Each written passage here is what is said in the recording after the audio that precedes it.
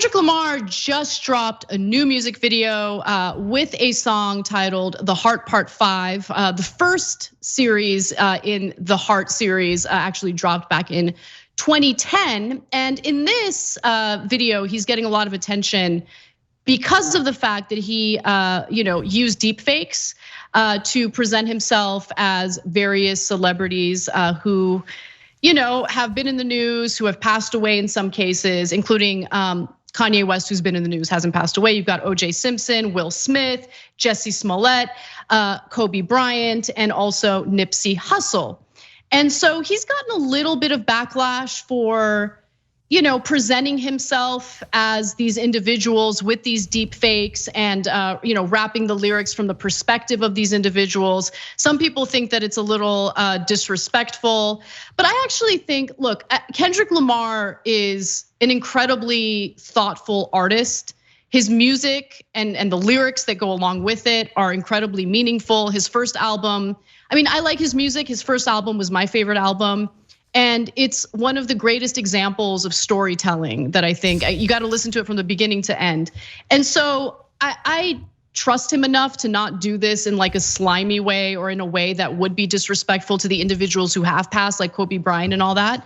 But he did get some positive feedback. He got a few people who were not happy with the deep fake component of it. Before I get into like the meaning of the song and all of that, Cenk, I wanted to give you a chance to jump in. Yeah, so for the people offended by the Nipsey Hussle part, for example, that's when he was talking about how he's in heaven. He's literally in heaven. So I know it's tripping people out when they see him next to OJ and other crazy people like Kanye West. But that's not what it doesn't appear that that's what he meant at all. So you have to pay attention to the lyrics and which part of the video or match up with which lyrics. Now, I thought there were gonna be more controversy. There was gonna be, and maybe there will be eventually, more controversy about what he's saying about culture in Compton and among fellow black folks, okay? Because if you listen to the lyrics, he's calling out cultural problems, right? And the main theme is hurt people hurt people. And so he's calling it out in a thoughtful way and saying, look, all this violence was done upon us, but yet we're now perpetuating that violence ourselves against ourselves. And so he's not doing it in an old school Bill Cosby way. Oh, why don't you pull up your pants? And then we saw what happened with Bill Cosby, right? And he's not doing it in a Fox News way, but he's doing it in a genuine way. Like, I've seen the violence. It's taken people from me. And by the way, it took Nipsey from us too. And so we've got to stop this cycle of violence because hurt people, right? And so that's why it's thoughtful. Yeah, I want to read from Complex Magazine and their interpretation of the symbolism that's in the music video, because I do think it's powerful. They write, the music video centers around the idea of perspective. Using deepfake technology, Kendrick Lamar embodies the perspectives of O.J. Simpson, Kanye West, Jussie Smollett, Will Smith, Kobe Bryant, and Nipsey Hussle. In the first verse, Kendrick appears as himself as he raps from his own perspective. But then he opens the second verse by morphing into O.J. Simpson's face while interloping Jay-Z's iconic opening line from Izzo.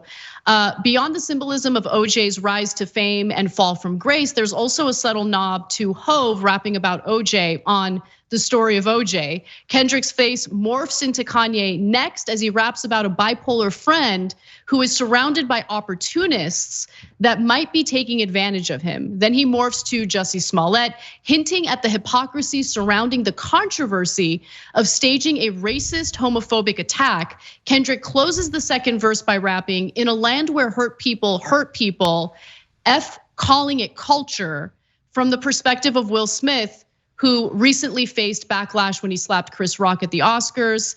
When he's rapping from Kobe's perspective, Kendrick's lyrics hint at how they've both changed their respective games thanks to hard work and dedication. So it's not just about pointing to examples of, controversial, actions that were taken by these men. He also points to people like Kobe Bryant, people like himself, who have put in the hard work and dedication to actually kind of change that cycle, right? Like that's the point, I think, but also to show like there's another way that you can accomplish great things without going down a path that almost feels like is pre-selected for people, you know? Yeah, and I think that this is a really interesting conversation that only a guy like Kendrick Lamar could start. It doesn't have to be him in particular, but someone with credibility who's gone through this and lived the life that he lived, and clearly comes at it from both a good intent point of view and an intelligent point of view, right? So it's not Kanye talking about black culture or cultural violence because Kanye's a weirdo who's lost his mind and like, oh, the right wing is right. No, that doesn't help anybody, right? That's not an interesting conversation. And he's, by the way, Kendrick Lamar is totally right. The people around him obviously taking advantage of him because he should get mental health counseling. They shouldn't just drive him out to concerts and media appearances where he makes an absolute fool of himself just to cash in on his fame. But it's a super hard conversation to start because the minute you do, the right wing jumps on the conversation, goes, aha, right? And that's why I think he says that line about this isn't a culture, right? This is something we have to fix in terms of, and I'm over focusing on the violence, but certainly that part of it too. And so I'm glad he started that conversation, and because we've got to pull people to a better place, a better direction. Yeah. Yeah, I totally agree. And just to give you a few examples of people criticizing him for doing the deep fakes and rapping from the perspective of like Kobe Bryant and stuff. One person says, that don't sit right with my soul, not a good thing or trend. Another person says, nah, that ain't it. It's cool to honor Kobe, but this is weird. One other person says, yeah, that's a little weird, let the man rest. So we wanna know what you guys think.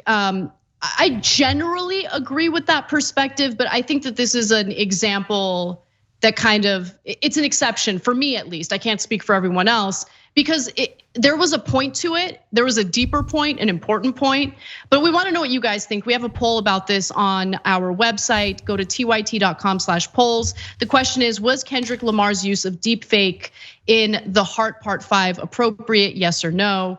We want to know what you guys think, so share your thoughts. Thanks for watching The Young Turks, really appreciate it. Another way to show support is through YouTube memberships. You'll get to interact with us more. There's live chat emojis, badges. You've got emojis of me, Anna, John, JR, so those are super fun. But you also get playback of our exclusive member-only shows and specials right after they air. So all of that, all you gotta do is click that join button right underneath the video. Thank you.